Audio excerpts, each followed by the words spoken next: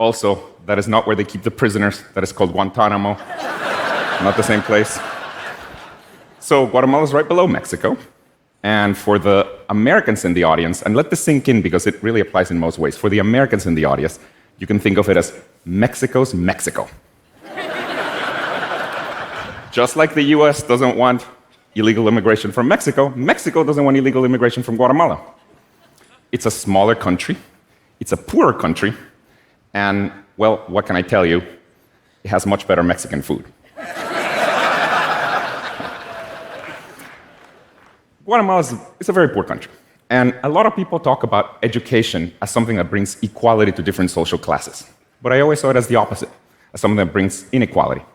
Because what happens in practice is that people who have a lot of money can buy themselves a really good education, and therefore continue having a lot of money, whereas people who don't have very much money barely learn how to read and write, and therefore never make a lot of money, and this is especially true in poor countries. Now, I was fortunate that I received a rich person's education, even though I didn't grow up rich. And it's because I'm an only child. And my mother, who was a single mother, spent all of her resources on my education. And this allowed me to come to college to the US and eventually get a PhD in computer science. Now, because of all of this, about 10 years ago, I decided I wanted to do something that would give equal access to education to everyone. Oh, by the way, this is what I want to talk to you about today, giving equal access to education to everyone. At the time, I was a professor of computer science at Carnegie Mellon University, and I decided to work on this with my PhD student, Severin. The way my brain works, all of education is just too general of a problem. So I decided, let's start by teaching one thing. And then I started thinking, okay, well, what should we teach first? Should we teach math? I mean, we both loved math. Me and my co-founder, we both love math. And, you know, we didn't decide to do math. Then we started thinking, well, maybe we should teach computer science. But eventually, and this is maybe surprising to people in North America, eventually we decided that the best subject to start with was teaching foreign languages. And let me tell you why. There's a number of reasons.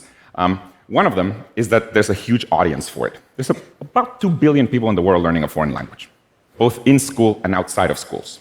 Most of these people, by the way, are learning English. About 80% of them are learning English. In this weird map right here, all the countries in green are countries in which people are predominantly learning English. And the reason for that is because English can truly transform your life. In most countries in the world, knowledge of English can significantly increase your income potential. So this is another reason why we decided to start with foreign languages, and it's because you can directly make more money if you learn another language, in particular English. And see, this is pretty different than many other subjects. For example, take math.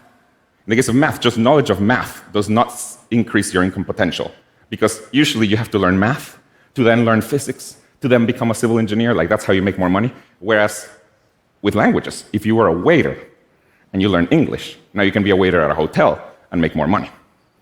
So we decided, well, let's get started by teaching languages. Now, we also convinced ourselves that the only way to really reach a lot of people was by using a mobile phone, or a smartphone in particular. See, building schools all over the world is simply too expensive. On the other hand, most of the world's population already has access to a smartphone, and the trend is that that fraction is only going to increase. So we decided at the time that we would make a way to learn foreign languages on a mobile phone that was accessible to everyone. And then we called it Duolingo. Thank you. Now, in order to truly be accessible to everyone, rich and poor, Duolingo uses a freemium model to support itself. What that means is that you can learn as much as you want without ever having to pay. But if you don't pay, you may have to see an ad at the end of a lesson. Now, if you don't like ads, you can also pay to subscribe to turn off the ads.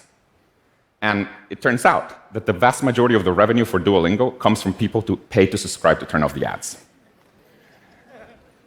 Now, who are these people who pay to subscribe to turn off the ads? Well, they're usually people, they're well-off people in rich countries like the US and Canada. Who are the people who don't pay to subscribe? They usually come from poorer countries like Brazil or Vietnam or Guatemala. So what I like about this model is that it is a small form of wealth redistribution, because we're basically getting the rich people to pay for the education of everyone. So I like that. Yes. So great. So with smartphones, we can reach a lot of people, and we can even get the rich people to pay for the whole thing. This is great. However, If you're trying to deliver education with a smartphone, you run into a humongous problem. And it is that smartphones come equipped with some of the most addictive drugs that humanity has ever engineered. TikTok, Instagram, mobile games. See, delivering education over a smartphone is like hoping that people will eat their broccoli, but right next to it, you put the most delicious dessert ever made. If you really want to deliver education to everyone, not only do you have to make it accessible, but also you have to make it so that people want to actually learn. And with Duolingo, we've been able to do this. And at the highest level, the way we've done this is by making the broccoli taste like dessert. I'll say it another way. What we've done is that we've used the same psychological techniques that apps like Instagram, TikTok, or mobile games use to keep people engaged. But in this case, we use them to keep people engaged, but with education. Let me give you some examples of these techniques. One of the most powerful ones is the notion of a streak.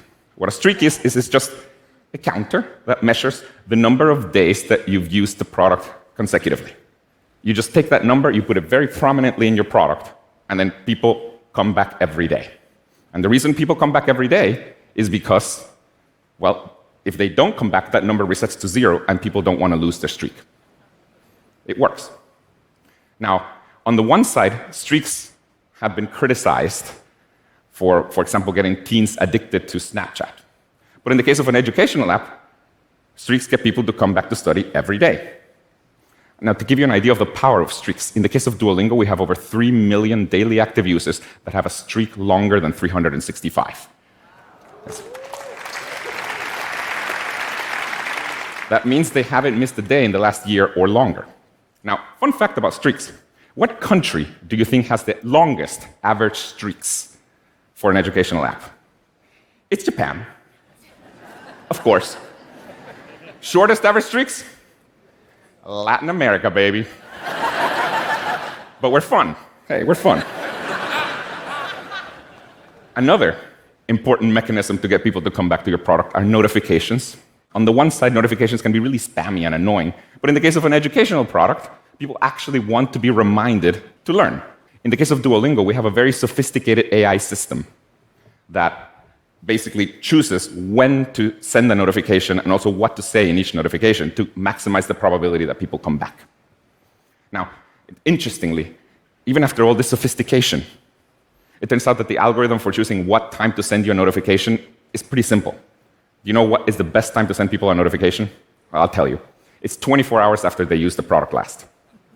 Because, and there's an easy explanation. If you were free yesterday at 3 p.m., you're probably free today at 3 p.m. as well.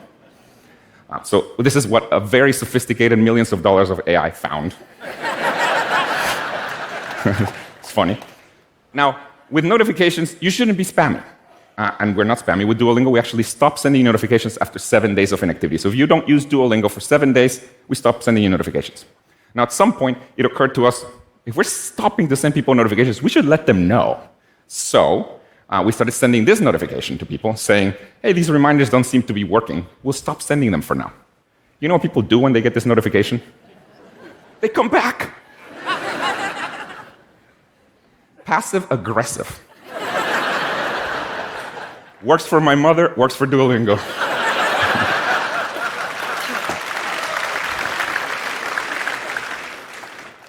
These passive-aggressive notifications are really good at getting people to come back because they feel like our green owl mascot has given up on them.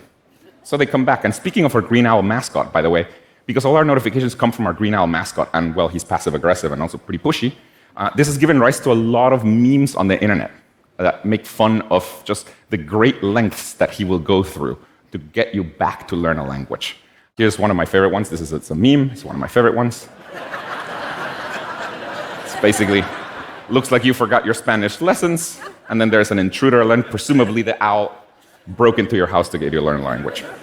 Now, Duolingo has entered the zeitgeist, and there's thousands of memes, there's SNL skits about it, and it's because we've managed to get people to want to learn a language by using the same techniques that mobile games and social media use to get people engaged. And this is a really important point, let me say this. I don't actually believe that there's a way to make an educational app be as engaging as something like TikTok or Instagram or mobile games. But the good news is that And by the way, the reason I don't believe that is because ultimately you have to teach people something, and it's hard to compete with like cats and celebrities. But the good news is that I don't think you have to. See, here's the thing. When you're learning something, you get meaning out of it. Whereas when you're scrolling for 2 hours on Instagram, a lot of times afterwards, you feel like you just wasted your time. So I think it's actually okay if your educational product is only 80 or 90% as engaging as something like TikTok, because the other 10 or 20% will be provided by people's internal motivation, though, of course, not much more than that. This is really a key point. If you want to get people to do something meaningful, you can use the same techniques that apps like social media use to get people to do it. And even if you're not as engaging as those apps are, you can still get hundreds of millions of people to use your product. In the case of Duolingo, for example, there are more people learning languages on Duolingo in the United States than there are people learning languages across all US high schools combined. And this is true in most countries in the world. My hope is that, well, I know we can do this, but my hope is that as humanity, we can do what Duolingo has done for learning languages, but for all other subjects, where we can get people to learn math with mobile phones, like millions of people to learn math with mobile phones, or physics, or whatever. I hope for a future in which screen time is not a bad thing, in which we can deliver high-quality education to everyone, rich or poor, using a mobile phone. But the single most important thing that I can end this talk with is a reminder to please, pretty please, I beg you, do your language lessons today. Thank you very much.